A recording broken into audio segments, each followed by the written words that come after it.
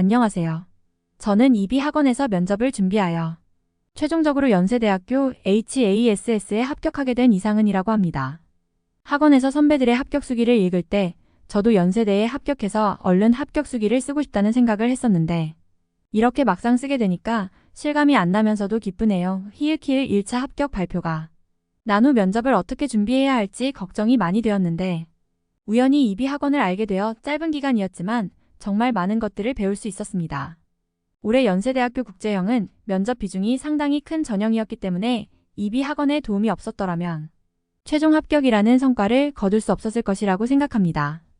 1차 합격 후 바로 면접 준비에 돌입해야 했던 저에게 가장 필요했던 것은 실제로 면접 장소에 가서 활용할 수 있는 실전 스킬들이었습니다. 수능을 앞두고 실전 모의고사를 계속해서 풀어보는 것이 정말 중요하듯이 면접 또한 실전 훈련을 반복하는 것이 정말 중요합니다. 제가 이비학원에서 면접 수업을 수강하면서 가장 만족스러웠던 부분은 선생님들이 유용한 팁들과 자료들을 충분히 제공해 주시고 수업을 진행하는 데 있어서 학생의 의견이 많이 반영된다는 점입니다. 저 같은 경우는 도표 문제가 취약하다고 스스로 느껴서 선생님께 그 부분을 말씀드렸더니 도표 문제를 접근할 때 주의해야 할 점들을 가르쳐 주시고 예상 도표 문제를 뽑아주셔서 매우 큰 도움을 받을 수 있었습니다. 그리고 제가 영어로 된 제시문을 많이 풀어보고 싶다고 말씀드리니 난이도 높은 영어 제시문을 많이 준비해 주셔서 실전에서 제시문을 보았을 때 당황하지 않을 수 있었습니다. 수업의 진행 방식에 대해 말해보자면 제한된 시간 내에 영어 제시문 혹은 도표 문제를 분석하고 답변을 준비한 후 실제 면접과 같이 면접을 진행합니다. 선생님께서 제 답변을 들으신 후에 피드백을 해주시고 때로 추가 질문을 하시기도 합니다. 이전에 학교에서 면접을 준비할 때에는 정확하게 시간을 재고 준비를 하지 않았기 때문에 제대로 된 준비를 하지 못했는데 학원에서는 무조건 시간 안에 준비를 끝마치고 답변을 해야 했기 때문에 빠르게 제시문을 독해하고 분석하는 능력을 기를 수 있었습니다.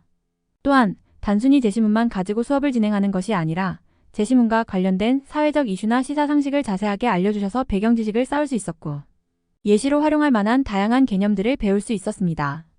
이렇게 진행한 수업의 내용은 동영상 촬영 후 메일로 보내주시고 녹취 파일도 만들어서 제가 했던 답변을 다시 돌아보고 고쳐야 할 점은 무엇일지 생각해 볼 수 있었습니다. 학교에서 모의 면접을 할 때 선생님들께 태도 지적을 많이 받았던 터라 동영상을 꼼꼼하게 모니터링하며 말하는 태도나 속도 등을 조절할 수 있었습니다.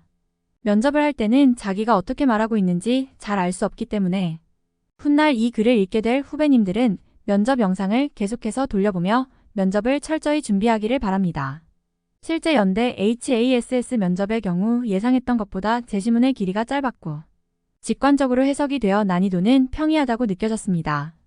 다만 처음 제시문을 접했을 때 예상하지 못한 화상회담이라는 소재가 등장하여 조금 당황해서 시간을 조금 낭비하긴 하였습니다. 하지만 평정심을 찾고 제시문을 다시 한번 살펴보니 화상 매체를 소재로 한 디지털 사회, 정보 윤리에 관한 내용임을 알 수 있었습니다. 총 8분의 준비 시간이 주어졌는데 6분 정도로 제시문 분석과 답변 내용 정리를 마치고 어떻게 답변을 해야 할지 머릿속으로 구조화하고 입술을 움직이며 연습해 보았습니다. 제시문은 총 4개의 지문으로 구성되었는데 가 지문은 영어 지문, 나 지문은 한글 지문, 다와라는 각각 게시판 글과 그림이었습니다. 가 지문의 경우는 화상 매체와 그에 따른 문제를 다루고 있었고 나 지문은 사생활 침해에 대한 걱정과 우려가 제시되었습니다. 다와라는 화상 매체의 등장으로 발생할 수 있는 인권 침해 문제와 정보 격차가 제시되었습니다. 1번 문제는 제시문 가와 나의 내용을 분석한 후 본인의 견해를 밝히는 것이었는데 코로나19 바이러스의 확산으로 화상 매체의 이용이 점점 활성화되고 있기 때문에 디지털 파놉티콘으로 이어지지 않도록 정부 입장에서 개인의 사생활 보호에 많은 노력을 기울여야 함을 강조하였습니다. 2번 문제는 다와 라를 분석하고 해결 방안을 제시하는 것이었는데 화상 매체의 익명성이라는 특성으로 인해 발생하는 인권 침해, 문제와 노인층과 젊은 세대 사이의 미디어 이용 능력의 차이에 주목하여 이용자들의 인권을 보호할 수 있는 법적 제도적 장치를 마련하고 미디어 이해 교육을 확대해야 함을 역설하였습니다.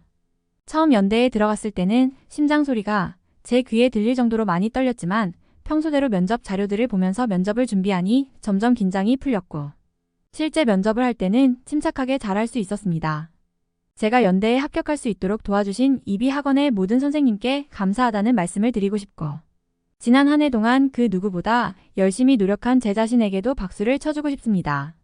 이 글을 읽을 후배님들은 아마 1차에 합격하신 후배님들일 텐데 1차에 합격한 것만으로 정말 대단한 거니까 자기 자신을 믿으시고 자신감을 가지시길 바랍니다.